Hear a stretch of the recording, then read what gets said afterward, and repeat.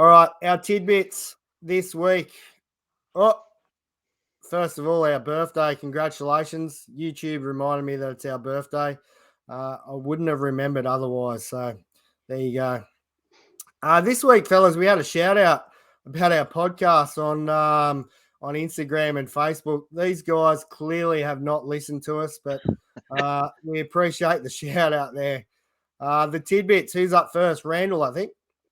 Yeah, mate. We talked about at the start of the year, with the bigger bases and stuff, would it make an impact or would it not, and all this sort of stuff. And, 2 disengagements. We have a look at old Ronald Acuna Jr., the man of steel.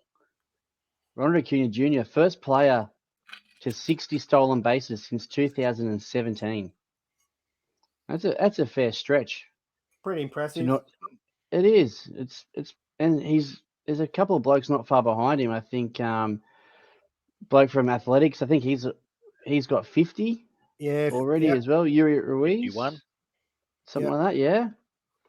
So, yeah, is it something to do with bigger bases? Is it less disengagements? Is it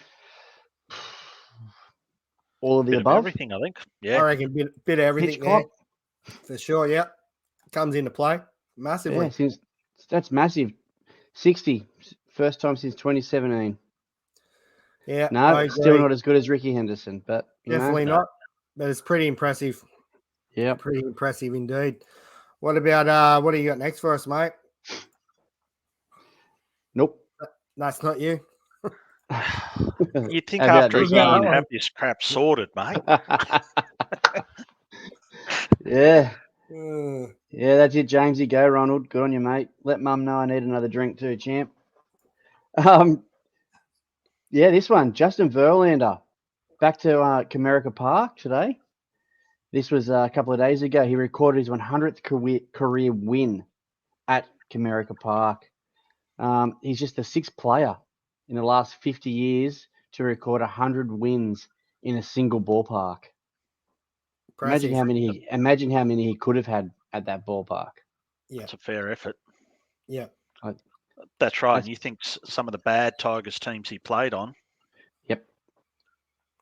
Yeah. Next year when they moved, lucky the fence was still back. Went back in those days for him. But next year it'll be different. Nice moment when Miggy came up to bat, though. Sort of like respect there between the 2 old blokes. Just the tip of the cap from both of them. I had that for later, but I'm not skipping to it now because if I skip to it now, Dave, I won't know where I am up to in that slideshow. I don't want any more rubbish. It's the coffee, mate. Coffee's doing it to you. Absolutely is. I think it's the fireball that's in the coffee. Yeah, so my first one, good old Steve Strassburg. We all know he's having to retire due to injury, but thanks to a clause, he will continue to be paid $35 million annually through 2026, with about 11.4 deferred each year. He will then receive $26.6 million in 2027, 28, and 29 in his own owed deferred payments. His contract was not insured, leaving the Nats on the hook for the entire contract. So that's Bobby B. That's almost Bobby B territory, isn't it? Yeah. Yep. Impressive. That's unbelievable. The Nats just didn't do that. So hey, you don't want to retire injured, but if you have to retire, you've been well looked after. Go for it. 100%. That's a big oopsie on the Nats' behalf, isn't it? Absolutely. Oh, yeah. So second one, good old Babe Ruth. So we know Clayton Kershaw has more shutouts than Max Scherzer and Justin Verlander combined, and Babe Ruth has more career shutouts than Clayton Kershaw. So it just goes back to how good a pitcher Babe was, considering he didn't pitch that many years, and to have more shutouts than all of them. Yeah, massive. And never needed Tommy John either. No. He probably did need it, but just soldiered on, I reckon. Drinking schooners is all he needed.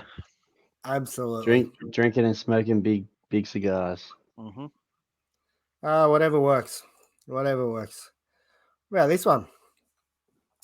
There've been 13 players to hit 30 home runs in a season with negative WAR at minus 0.3 WAR. Kyle Schwarber has a chance to become the first player ever with 40 home runs and a negative WAR.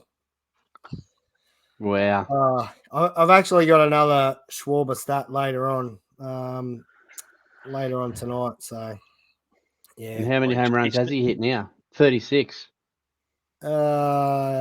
37, I think. Might be 6 though. Don't quote me. Yeah, Anyway. didn't he have like 39 singles and 36 home runs?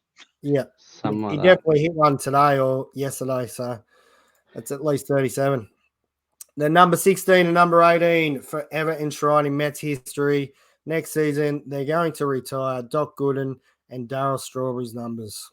Nice. Yeah, indeed. If you look at the Yankees, I guess, how many numbers they've got knocked off on the wall, hanging up there. I think this is a cool thing. Too great, so... Yeah, instrumental through the 80s for the Mets. Yeah. I know they both. How many parole numbers?